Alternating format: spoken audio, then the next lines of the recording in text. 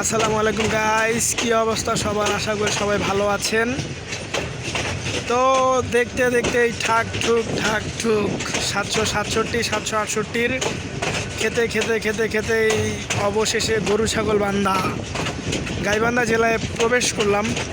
এবং গাইবান্ধা জেলা কিন্তু সবচেয়ে জনপ্রিয়, কারণ বাংলাদেশের সবচেয়ে বড় কন্টেন্ট ক্রিয়েটর মিস্টার ত্রিপোলার ভাইয়ের এলাকা। তাই গাইবান্ধা জেলাকে স্বাগত। মিস্টার ত্রিপোলার ভাইয়ের এলাকাতে আমরা পা দিলাম গাইবান্ধা জেলায়।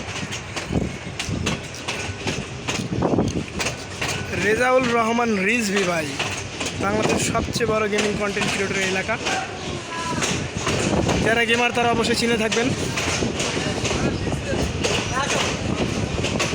This is Gaibandha.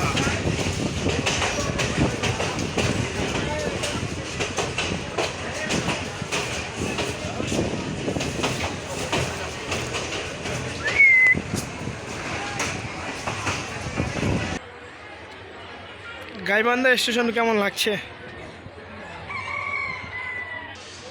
Gaibandha railway স্টেশনের টোটালি প্ল্যাটফর্ম দুইটা, মাত্র দুইটা প্ল্যাটফর্ম। এটি কি হারাই গিয়েছে? যাই হোক, এইটি ছিল গাইবান্ধা রেলওয়ে স্টেশন থেকে ভিডিও। গাইবান্ধা রেলওয়ে স্টেশনের ওই যে একটা ফ্ল্যাগ, মানে ব্যানার। এখন ডিরেক্ট যাই, দেখা যাক। পরবর্তীতে আছে বোনারপাড়া। দুটি ট্রেনের ক্রসিং বোনারপাড়া জংশনে। আজকে আমি হাটে হাটে বগুড়া ঢুকবো, তুই ভাবে যা।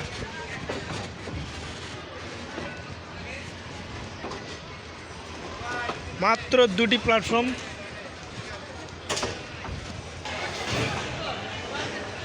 গাইবান্ধা জেলায় ছোট্ট ছোট রেলওয়ে স্টেশন মিটার গেজের দাঁড়ানোর জন্য।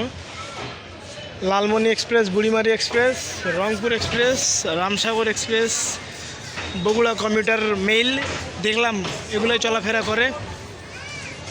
তাছাড়া কুড়িগ্রাম এদিকে আসে না, কুড়িগ্রাম পার্বতীপুর জংশন দিয়ে চলে যায়।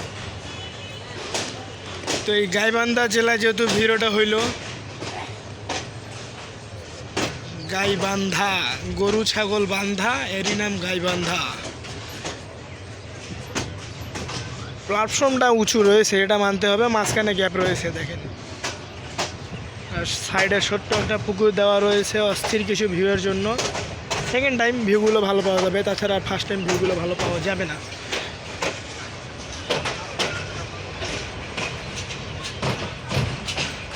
গাইবান্ধাবাসী আমরা কিন্তু চলে গেলাম, আবার কবে দেখা হবে জানি না।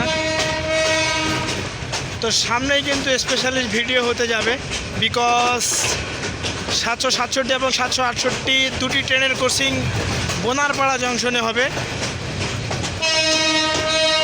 আরে শুনছি, যাও যাও।